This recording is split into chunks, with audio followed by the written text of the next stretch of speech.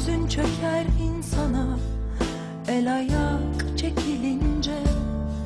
Tek başına kalırsın dünyada, etraf sessizleşince. Bir garip hüzün çöker insana, el ayak çekilince.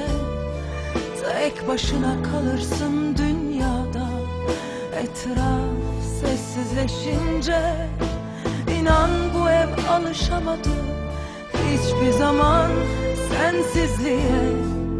Şimdi sensizlik oturuyor kalkıp gittiğin yerde. İnan bu ev alışamadı hiçbir zaman sensizliğe.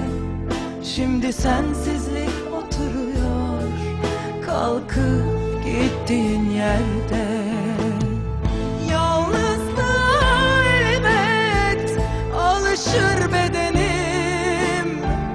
Yalnızlıkla belki de başa çıkabilirim. Çok zor gelse bile yaşar öğrenirim.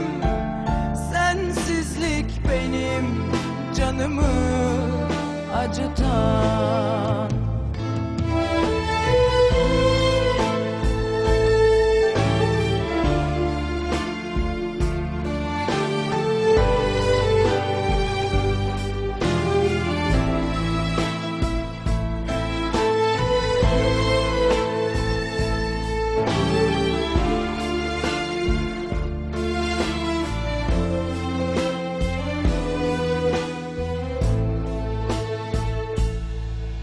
Bir derin korku düşer ruhuma, duvarlar seslenince.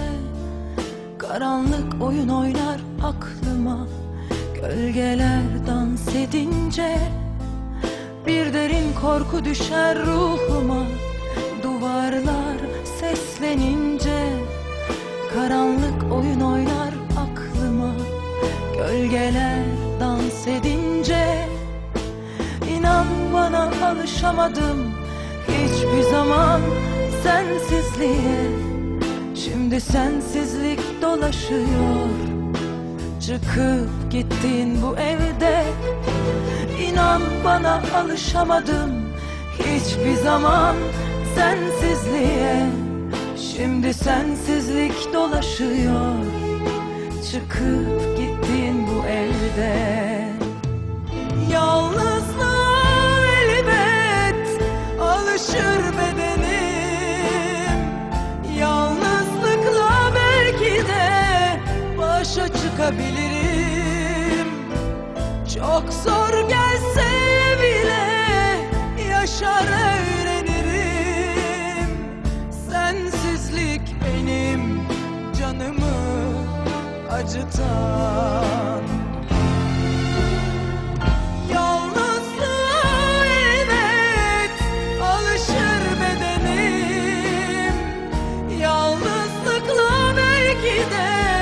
Başa çıkabilirim.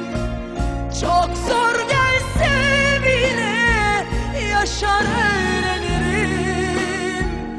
Sensizlik benim canımı acıtan. Sensizlik benim canımı acıtan.